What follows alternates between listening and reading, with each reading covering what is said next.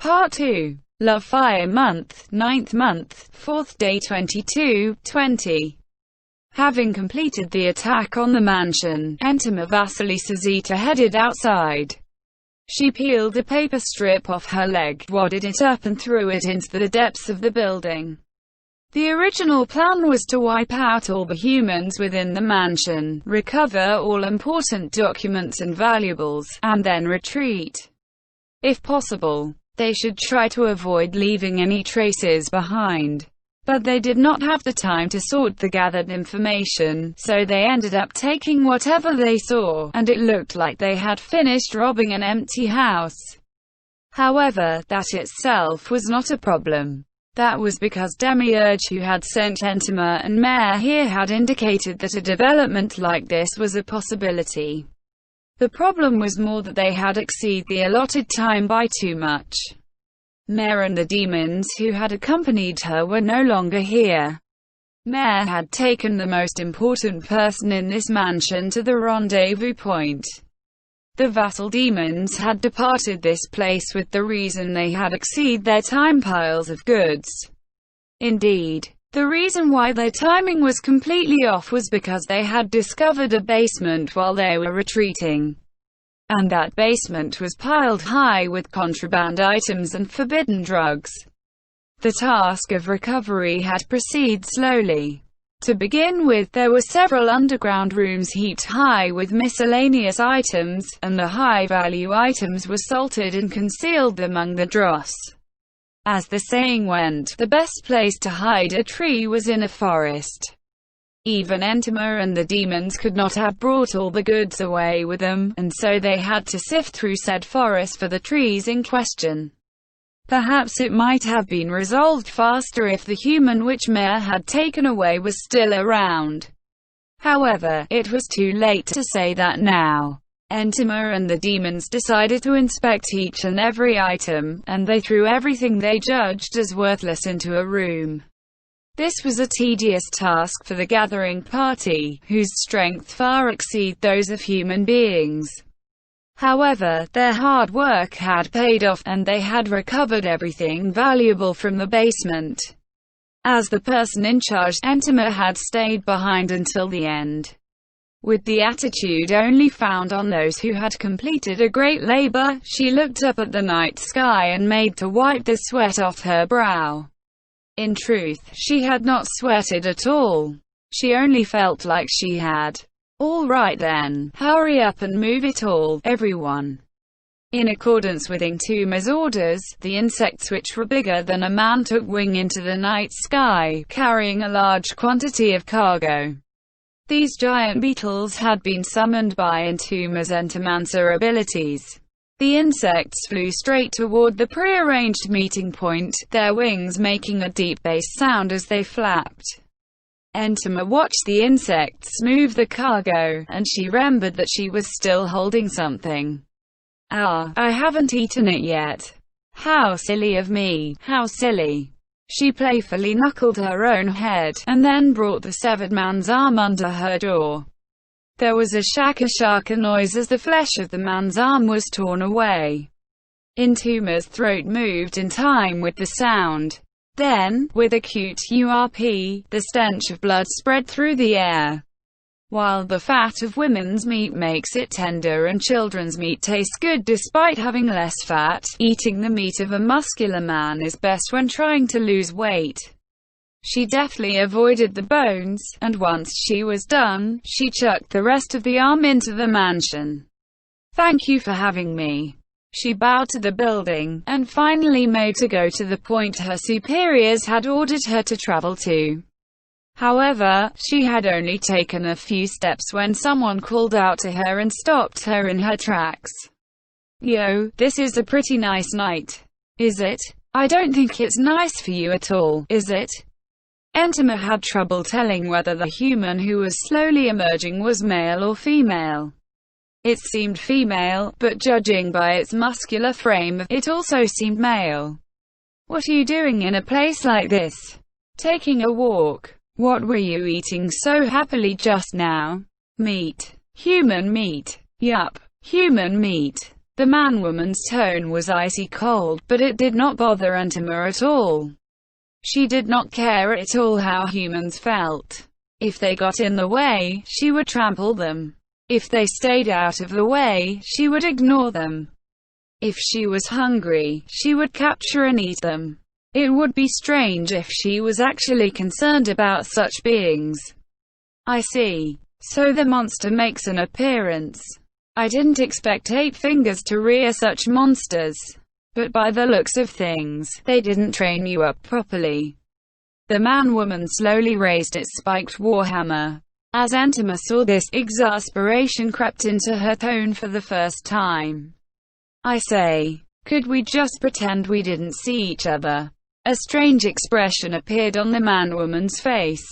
It probably had not expected the person opposite it to say something like that. You see, I came here to work too, and dealing with you would be very annoying. The most important thing is that right now, my tummy's stuffed fit to burst. Sorry, but I'm one of the top adventurers in the kingdom. I can't let a man-eating monster go just like that. Besides, leaving something like you in the world would cause me a lot of problems. What a pain. Still, you say you're strong, huh? In that case, I'll use you as emergency rations, then. Entama looked directly at the man-woman for the first time. It appeared to be a pure warrior. It ought to be pretty strong. Entama was not a pure warrior, and so she could not estimate her opponent's strength. However, she did not feel that her adversary was stronger than her. Yet, the man-woman ran at Entama. Then it raised its spiked warhammer high and smashed down at her. Entama gracefully evaded that blow. However, her opponent refused to let up and suddenly changed the direction of its swing, bringing the warhammer at her in a murderous blow. That was not a graceful movement utilizing centrifugal force, but using brute muscle power to forcefully change the direction of the strike. Entama evaded once more, and then activated a skill. Is running all you can do? The man-woman swung its warhammer at Entama, and the gale in the wake of its blow whipped past her head, stirring the strands of her fake hair. You really like swinging wildly, don't you? Her mockery was met by the clicking of a tongue. Entama used her skill once more, and at the same time she easily avoided the plunging smash of the spiked warhammer. Having missed its target, the hammer crashed into the ground with all the force which had been meant for her. Entama sneered at her opponent's simple, repetitive attacks. Her face did not change at all. However, her opponent could keenly sense the mockery coming from her as they fought. However, Entama then realized in the next moment that her opponent was waiting for this, for the hubris that only the overwhelmingly powerful possessed. Break. The earth shattered where the spiked warhammer had struck it. No, the stone floor had shattered.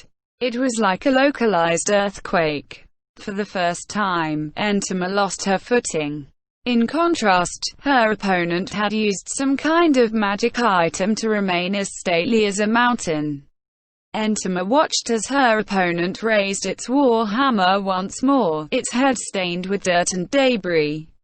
I underestimated my opponent. Entama scolded herself. Evading that move was easy enough. Indeed, if she had been human, she would have lost her balance when her footing was destroyed, and the shockwave of the ground fragmenting under her feet would have reached her legs and acted as another set of shackles to bind her in place, making escape very difficult. However, Entama was one of the Pleiades battle maids, and the magic items she wore were all of superior quality. Such conditions did not bother her in the slightest.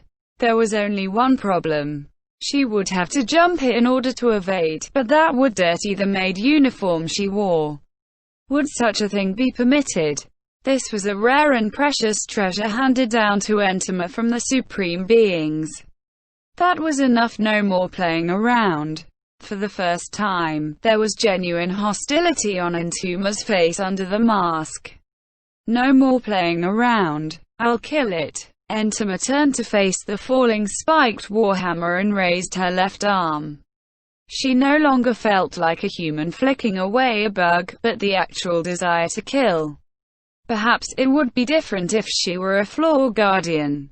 But for someone of Entuma's level, it would be very difficult to survive unscathed if she were to block that attack with her defenseless left arm. In the very next moment, what rang out was not the sound of steel pulping flesh but two hard objects colliding. At this moment, a shield clung to Entuma's left arm. Clung was not a metaphorical term. An insect with over 8 legs gripped Entuma's arm tightly and refused to let go. What's that? You see, I'm an entomancer, so I can call out bugs like this and command them as I like. She waved her right hand and out of the night flew a long insect shaped like a broadsword, which attached itself to the back of her right hand. This is a sword bug and this is a shield bug. I've decided that I'm going to kill you. I hadn't intended to take your life at first, but now you cannot be spared. Entama advanced on her opponent and slashed at it. She ripped through the man-woman's breastplate and fresh blood fountained out. However, it was not a fatal blow by any means. Her opponent had not been able to avoid a serious attack from Entama, but she had only been lightly wounded.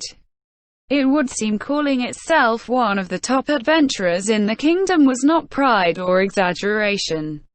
However, if that was all she had, she was not worthy to be Entuma's opponent.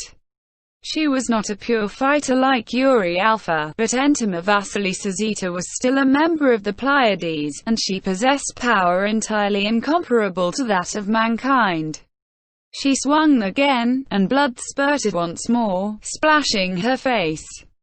Thanks to the injury she had taken just now, this wound was deeper than the last, and it could no longer be considered light.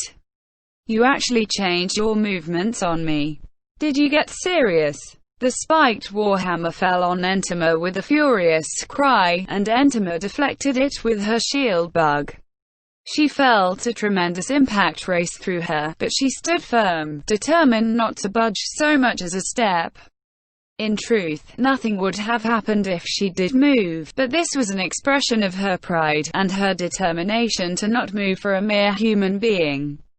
The man-woman rode on the flow of battle, continuing her fluid combination of attacks. Her fast and furious assault was most likely augmented by the martial arts, which were unique to this world.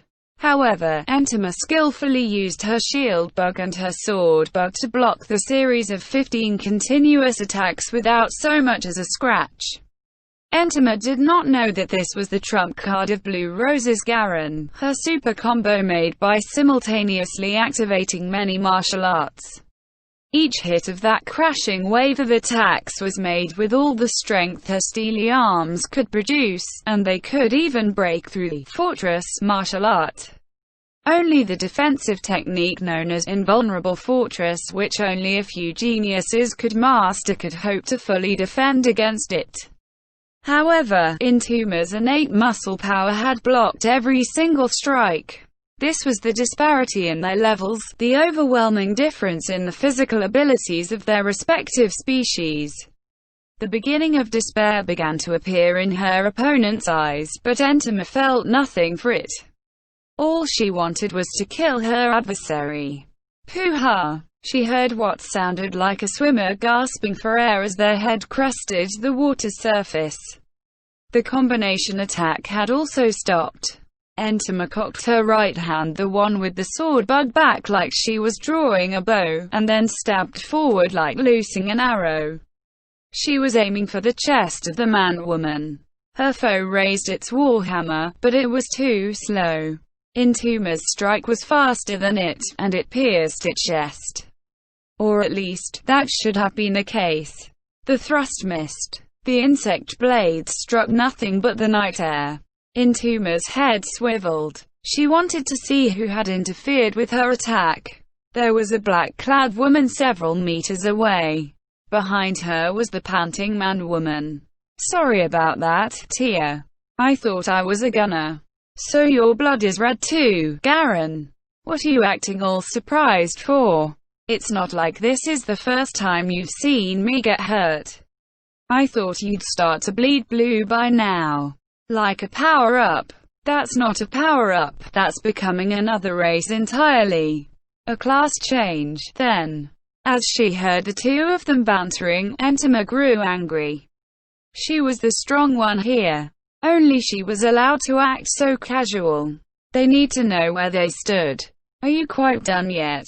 Have you said your farewells to each other? Entama grew cautious for the first time. The man-woman Garen was nothing to fear. The problem was the newcomer Tia. If her clothes were not just for looks, then she ought to be a ninja. That was a job class which required a minimum character level of 60 to take. If that were the case, then the teleportation technique which had allowed Garen to escape Entuma's attack was ninjutsu. If she were a real ninja, then even Entama would not be able to win easily. She had thought to conserve her strength and eliminate her opponent, but things being as they were, she could no longer afford to hold back. Shikagumo talismans. Before her opponents could act, Entama had already thrown out 4 talismans from her right hand. The talismans landed on the ground, and instantly transformed into huge spiders. These spiders were comparable to the monsters conjured by Summon Monster 3rd, and they were hardly powerful creatures, but they ought to be enough to gauge her opponent's strength. They would also buy her time to prepare herself. Entama was doing this because Entamance's insect weapons were very powerful, but they had a few weaknesses. One of them was the fact that summoning the insects in question required some time. Cage Bunshin no Jutsu. As Tia activated her ninjutsu, her shadow wreathed and birthed another Tia. Entama paid no attention to it. The clones generated by the Cage Bunshin no Jutsu were only a quarter as strong as their creator. Their evasive ability varied in proportion to how much of their creator's mana had been allocated to them, but that was all. Perhaps they might be considered formidable opponents for the Shikagumo, but they were hardly a challenge for Entama. Rather, the more important thing was how skilled the original was. Entama called out her trump cards. Her bullet bugs and another kind of insect. At the same time, she pasted talismans on herself to further strengthen her abilities. A swarm of bullet bugs gathered out of nowhere and covered her left arm. The 3-centimeter-long insects gleamed with a steely radiance, and the fronts of their V-shaped bodies were sharp, bearing a strong resemblance to rifle bullets. No, that resemblance was only to be expected, because these insects were used exactly like rifle bullets. The shadow clone was running ragged, just trying to evade the attacks of one Shikagumo, while the original was dealing with 2 of them. The fact that she had only killed one after so long suggested that her foes were most definitely not high-leveled. That being the case, victory ought to be easy even if one factored in Garen's fighting power. As if, I'm not going to think that way. She was not going to show them any mercy. She would quickly end the battle with overwhelming force. The weight on her left arm pleased Entama, and she extended the finger of her left hand at Tia. The bugs had encrusted Entuma's arm until they had practically doubled its diameter. As one, they crawled to the front of her arm and then took wing from her extended finger, one after the other. The incessant buzzing of wings called to mind the image of a Gatling gun. The path of the bullet bugs meant that they pierced through her own Shikagumo, but in total, 150 of them flew downstream at Tia. These bugs could punch holes in steel, and even a large tree would be riddled full of holes and sawed in half if it was hit by 150 of them. However, in the face of the fatal projectiles, Tia used another ninjutsu technique. Fudo Kongo Tate no Jutsu. A scintillating rainbow-colored shield sprang into existence in front of Tia. The bugs slammed into the gigantic wall of light that cut through the darkness, which was shaped like a six-pointed star. Within a few seconds, the shield shattered with the crisp sound of breaking glass. However, the fusillade of insects had stopped as the shield broke, revealing an unhurt tear behind it. Entama had no tongue, but she clicked it anyway. However, the fact that she could force her foe to use one ace in the hole after another was like lighting the path to her victory. So far her foe could withstand Entoma's attacks, but once Entoma's offense surpassed her opponent's defense, the flood which washed over their protections would surely consume them too. Entama deflected the kunai flying from the front with the sword bug, then she blocked Garen's plunging mid-air strike with her shield bug. She must have jumped down from quite a high place, because the shield bug had to take a lot of pressure, and it squeaked like it was wailing in pain. If the dazzling lights of the Fudo Kongo Tate had affected Entoma's vision, she would not have been able to block Garen's leaping attack from the darkness. However, Entoma's vision was not affected by such petty trickery. In addition, her field of vision was much larger than that of a human, even when she wore that. Perhaps she sensed that following up on the attack would be dangerous, but Garen skated away. Her legs remained still, but the distance between them opened up. The fact that she was moving so nimbly despite her massive frame proved that her wounds were completely healed. She took her place beside Tia and crushed the bullet bug's corpses underfoot, making a clear patchy noise. "This is terrible, I don't feel like we can win at all." How did she do that? Her timing was too good, don't you think? She barely even saw me, but she blocked me anyway. Maybe she has a wide field of vision. It should be something else. I think it's more likely that it's an Entomancer ability, or some kind of magical sense. That said, everything's in her favor, so why didn't she attack while we were talking? A beast will size up its prey's strength, and then strike at its vitals. I see. In other words, she's studying all our moves. That's completely unlike our Shorty. These careful types are really hard to deal with. It wouldn't be good to look down on you because you're humans, no? Although there was another reason. There we are, it's here. Now then, I won't need this anymore. The insect clinging to Entoma's right arm fell to the ground and vanished into the night with a scrabbling noise. And in its place, "Come here," another insect crawled onto the now vacant arm. It resembled a centipede. No, it practically was a centipede, if one disregarded the fact that it was 10 meters long and the sharp fangs at what passed for its face in front. This was the most powerful insect her Entomancer abilities could summon, the Thousand Lash Bug.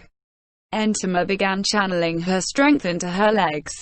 She had learned the attack speed, destructive power, defensive strength, evasive ability and movement abilities of the two humans before her. The only unknown variable was Tia's adaptability, but there was no need to worry about that. Oops. Entoma touched her chin. Her fingers made contact with a clear, sticky fluid. I just ate my fill, but after a bit of exercise I'm hungry again. She had touched her saliva. It was the expression of her desire for humans as food. Although her favorite food was humans, until now she had only been able to sate her cravings using green biscuits as a substitute. Of course, she did not resent the Supreme Beings because of that. In fact, Entoma felt that the Supreme Beings were quite generous for allowing her to eat the arms which had been severed during the experiments on the humans captured from a certain village. Even so, she had still been repressing herself. And now that there were two excellent specimens of humanity, the highest grade of cuisine before her, she could not bear to dispose of them without taking a single bite. The two of them shuddered, exposed as they were before Entoma's hungry gaze. They were not afraid of the killing intent she emitted, but this was a trembling born of the revulsion any living being had when a carnivore set its sights on them. Keyed. This was the first time Entama had gone on the offensive in the battle, and her attack was accompanied by a shrill cry that sounded like two pieces of foam rubbing against each other. Predators pounce their prey in a straight line, and at very high speeds. By the time she had deflected the 6 consecutive kunai coming at her, she had covered the distance between both parties. Seeing Garen the frontliner raise her weapon, Entama decided on the first person she would incapacitate, and she swung the whip in her right hand. The longer the whip, the slower its tip would move. The same applied even to Entama, who possessed superhuman muscle power. However, that was only true if the whip in question was a normal one. Entama was now using the most powerful insect that she, as an entomancer, could summon. The whip, which should have followed the motion of Entuma's arm in a lazy arc, moved in a completely impossible fashion. It launched out like an extension of Entuma's arm at Garen, its razor-sharp horns and teeth leading the way at lightning speed. This movement was only possible from a creature that was a fusion of weapon and life form. Even a veteran of 1,000 bizarre encounters like Garen had probably never seen or experienced this sort of thing before. It was only natural that she would be surprised by witnessing something like that for the first time. The fact that she could avoid such a strange attack was why she was called an adamantite-ranked adventurer, the highest ranked of all adventurers. Garen evaded the attack by the narrowest of margins, and as the insect whip flew past her face, "Watch out!" Following Tia's cry, Garen's body was blown away. This was Tia's ninjutsu, Bakuenjin. The suicidal explosion enveloped the two of them. The 1,000-lash bug passed through the place where Garen's head had been, having turned a full 180 degrees to attack from behind. If not for that suicidal explosion, the 1,000-lash bug would have pierced her skull. It had been well dodged. However, Entuma's attack did not stop there. The 1,000-lash bug suddenly turned as though it was on strings, heading at Garen's blackened body. At the same time, Entama cast a talisman at Tia. It was a Thunderbird talisman. The talisman transformed into several birds of bluish-white electricity in mid-air, and winged towards Tia. If there were 2 opponents, then all she had to do was let her bug deal with one of them. One could say that was an advantage that entomancers possessed. The lightning strike exploded, and actinic blue-white light burst out to cover the surroundings, illuminating Tia, who was trying to withstand the pain, and Garen, who was trying to fend off the 1,000-lash bug. "Motherfucker. I hate these squirmy things." Garen weighed down the head of the 1,000-lash bug with her spiked warhammer and gripped it under her left armpit, trying to keep it from moving. However, the insect used its 10-meter-long body to coil loop after loop of itself around her body. Tia stepped forward and threw a dagger, which struck Entuma's shield bug with a metallic sound. Thunderbird Flurry Talisman. Entama cast out many talismans with her left hand. They transformed into birds that were slightly smaller than before and converged on Tia.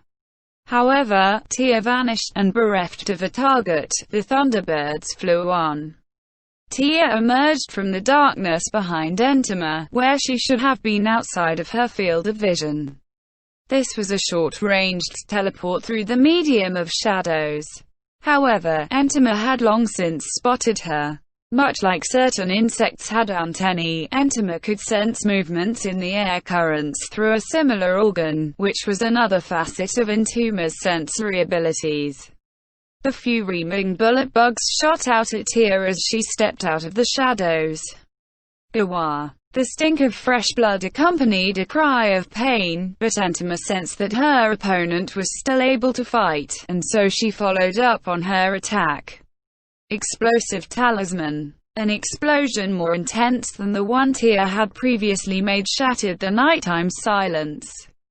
Tia was blown away, rolling along the ground, and more talismans continued flying after her. They were keen slice talismans and buffeting gale talismans. Tia could not find a chance to get to her feet, and she left a trail of bloodstains in her wake as she rolled further and further away, all the while being slashed and blasted.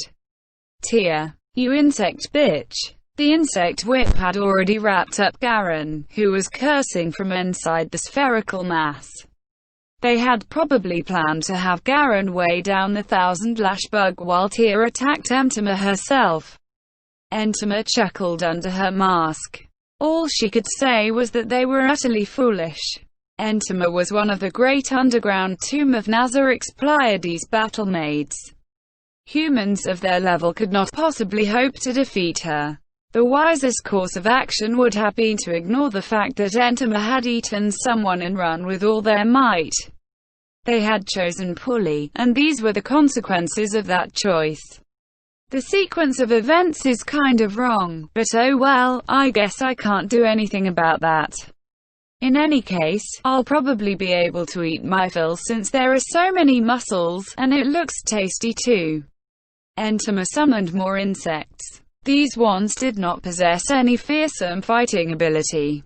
They resembled syringes, which injected a paralytic venom. Entama grabbed the bugs and stepped lightly towards Tia. This was a nice souvenir. Many creatures in the great underground tomb of Nazarik hate human beings. They would surely be very happy to receive a present like this. What's that? Entuma's exceptional senses warned her of a long, cold object plunging down on her from above, and she leapt away. At that moment, a long lance stabbed into the ground where Entama had just been standing. It looked like a cavalry lance made of crystal. However, that was no ordinary lance.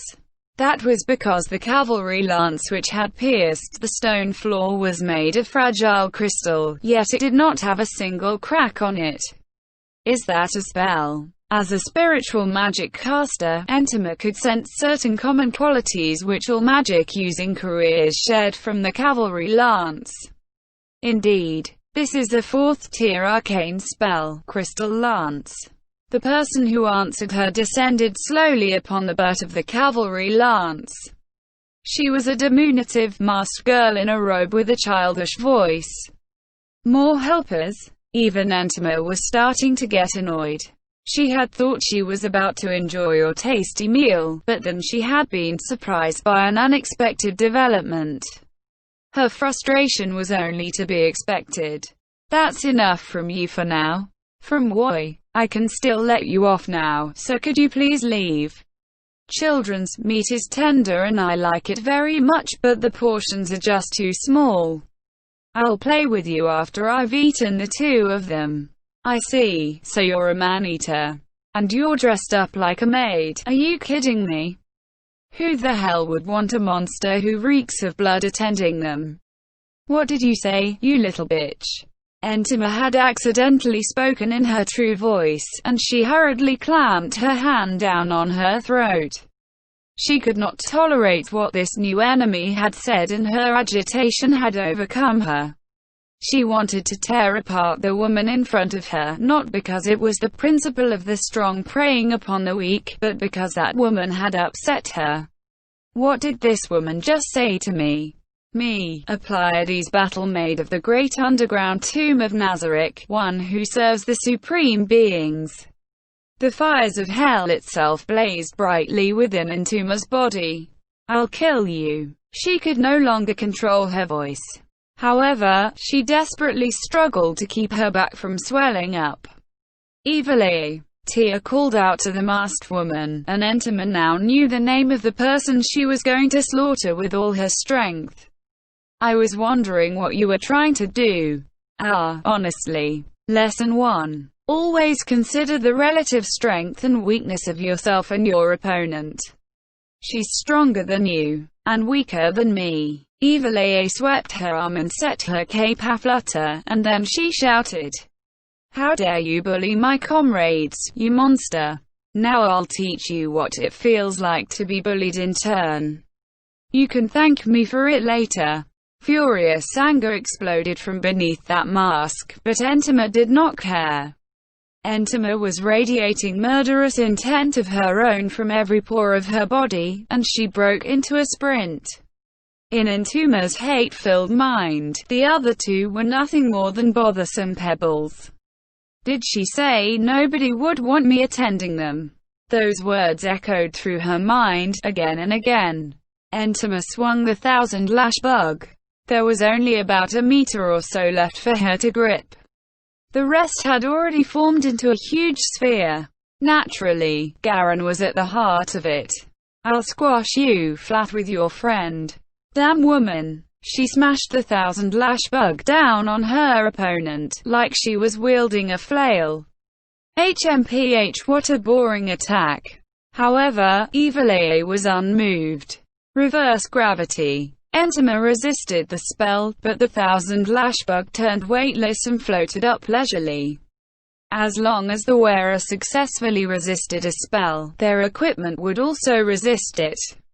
However, insect weapons did not use their wielder's resistance, but had to resist spells and effects on their own.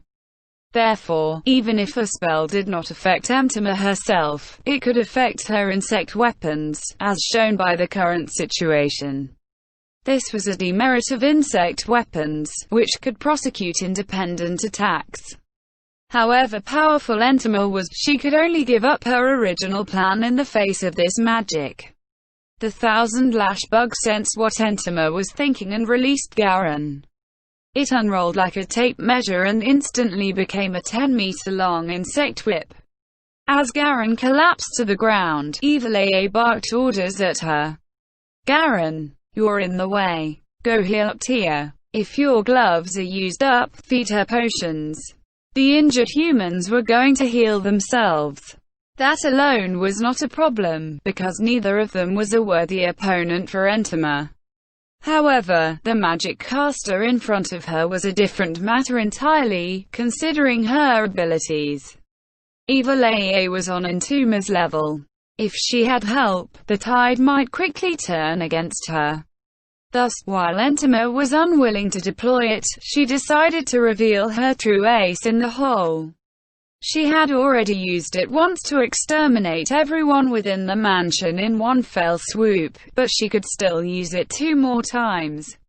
It was the ability to exhale a cloud of carnivorous flies, fly breath. The flies expelled by the breath were like cattle flies. They did not eat flesh in and of themselves, but they laid flesh-burrowing grubs. The grubs would burrow into their victims' bodies and cause damage over time to them. Worse, once the larvae sprouted wings, they would become a choking swarm that would attack anyone who entered their area of effect save certain individuals. Entama bared her throat, exposing her true face from where a human's chin would be. To an outsider, it would look like her jaw had split open. With an AWWR blah, she vomited a mass of swarming flies. Is that power connected to the demon gods? In that case, white vapor spread from Evil as though to meet the attack. Ice-type attacks were a good response, but they could not completely neutralize the swarm. The ideal method would be spells that created blasts or explosions to disperse the fly swarms. She had made a mistake. Entama imagined how Evil would look when the maggots ripped her to shreds, but the spells she had used as a counterattack exceed her predictions. As they touched the vapors, the flies fell to the ground one by one. Said vapors then enveloped Entuma's body. At that moment, Entama was racked by incredible agony.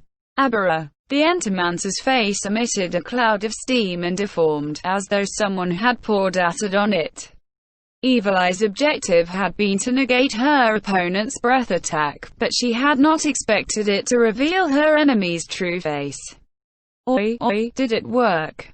Garen had her spiked warhammer raised and she was looking for a chance to approach her opponent. As expected of an excellent warrior, she had probably sensed that this was the deciding moment of the battle. In truth, given their opponent's fighting power, they had to follow up on this attack and finish the fight quickly. Garen could not approach the enemy because the 10-meter-long insect was thrashing about wildly, preventing her from getting close. However, it felt like futile resistance from a defeated enemy. What on earth was that spell? Evil AA answered Tia's question. It's an insect-killing spell, Verminbane. There was an insectile demon god among the demon gods 200 years ago.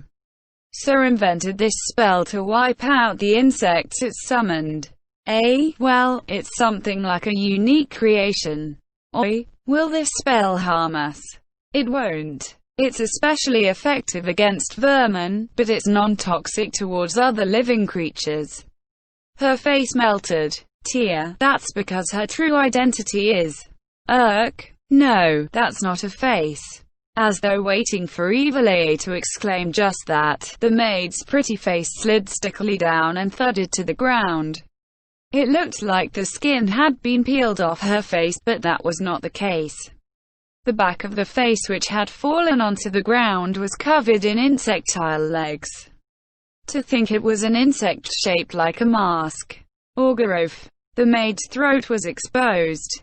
There was a slit in that abnormally hard-looking throat, and a big chunk of something slime-covered fell out of it. It resembled a wad of vomitus, but the deciding difference was the fact that it was still writhing on the ground. What the? Evil AA could not help but hold her breath in the face of this chain of bizarre events. This was the first time she had experienced something like this in her long life. A libug. That was the name Tia used to address the slime-covered, leech-like creature that had fallen to the stony ground. This insect devours the vocal cords of humanoids and uses them to produce the voices of its victims. The front of this pinkish leech-like creature resembled a pair of human lips, and it was gasping in the sweet voice which the maid had been using until just now. As everyone stared at her, the maid slowly removed the hands covering her face. The visage thus revealed resembled that of an insect's. The members of Blue Rose could not help but back off as they saw that startling face of hers. While they had guessed at it once the mask bug fell off and the Verminbane had been visibly effective, the horrific sight before them still engendered fear in their hearts. The fact that an inhuman monster like this had actually set foot into the world of humans made them all feel like they had been violated. You dare! You dare! That voice was cold, stiff and difficult to understand. Now that's a cute voice. I prefer it when you sound like that. Garen's words were practically dripping with hostility. She was the most compassionate of all of Blue Rose's members. In all likelihood, she was thinking of all the victims of this girl. The grip on her weapon grew tighter. Humansses. During the previous battle, their opponent had always striven to present a calm, composed front. However, that composure was nowhere to be seen now. That being the case, she was probably not going to hold back anymore, and she would launch a furious onslaught. The real battle's about to begin. Don't slack off, you two. What's in store for us is an attack even fiercer than the last. Evil AA shouted a warning to the two of them. However, since it was them, they already understood even without the need for Evil AA to say so. They had been prepared to lose their lives ever since the battle had begun. The insect maid's back swelled up, and 4 long legs like those of a spider sprouted from under her clothes. It looked like she was wearing insect legs as a backpack. She used the legs she had sprouted to leap forward. It was so startling that one might think she had used a flying spell.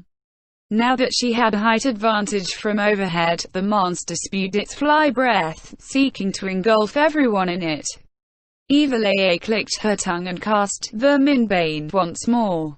Only you. You're the only one I have to fear. Once you're dead, everything else will be simple. Why are you so hard to deal with?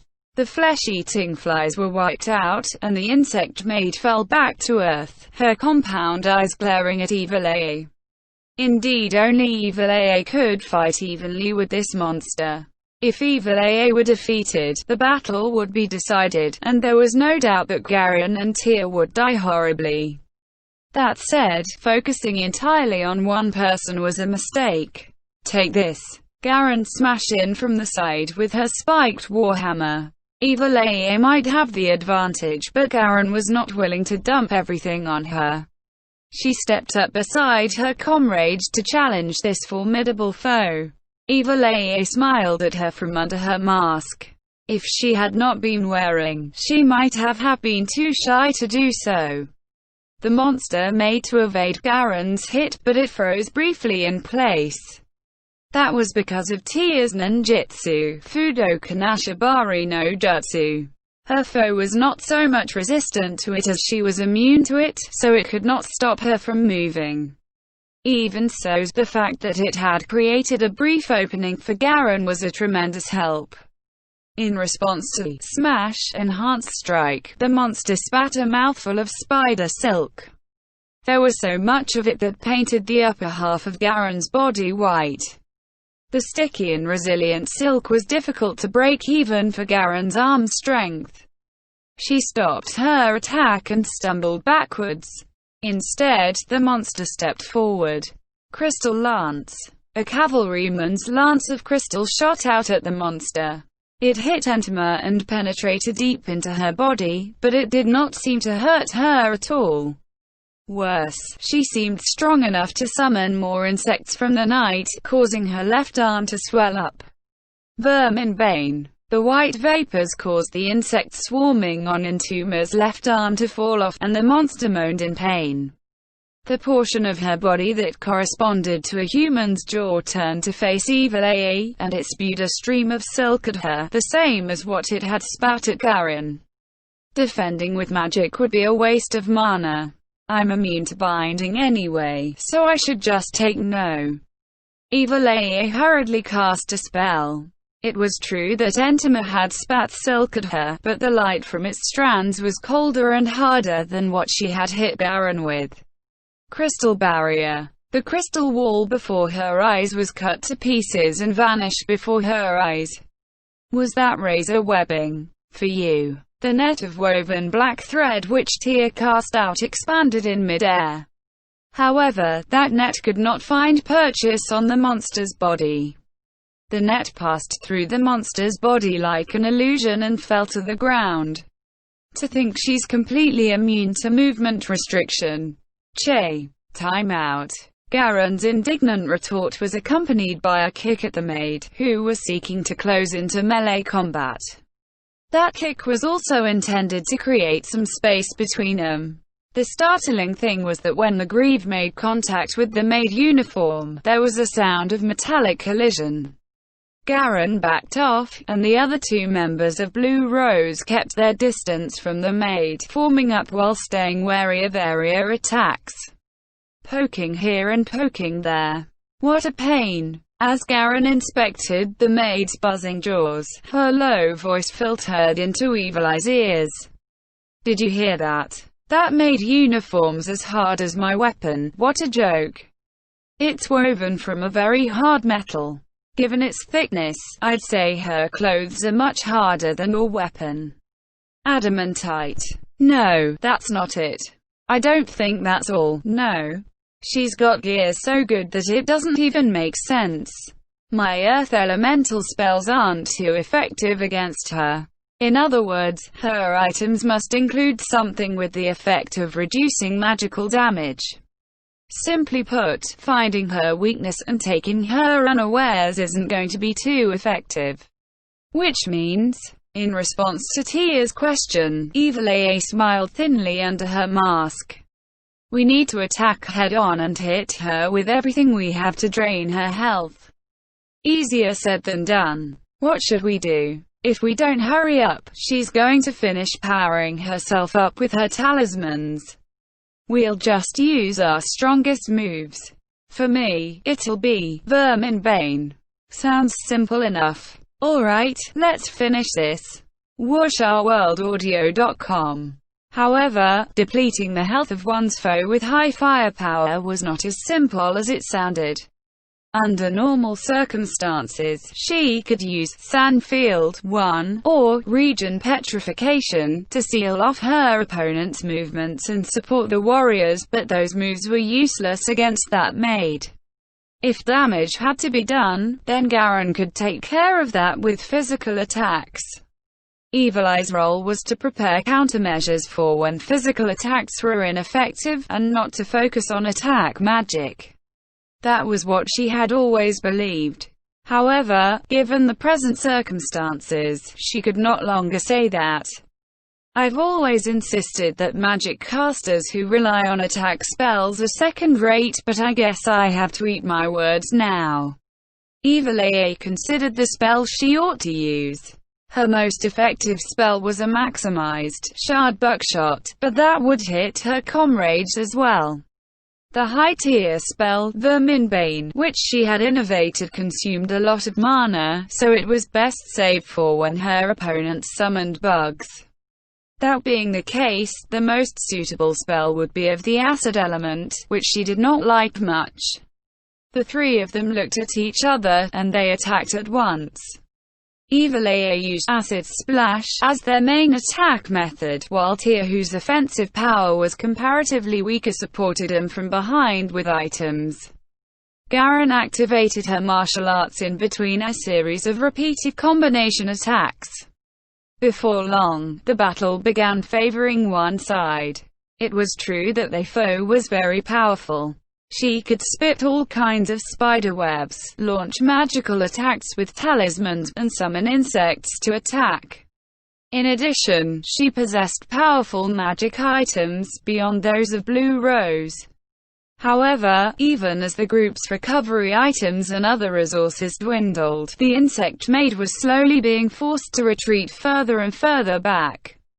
If she were asked what had determined the course of the battle, Evil Eye would puff up her chest and proudly say, "My friends." Indeed, Garen and Tia were far weaker than Evil Eye or the monster facing them. But numbers were a significant advantage. Being able to attack and heal at the same time had a big effect on the battle. In particular, the side that could have others heal them when they could not heal themselves had an advantage. That point had been a decisive factor between victory and defeat. Don't make simple mistakes. Keep forcing her back.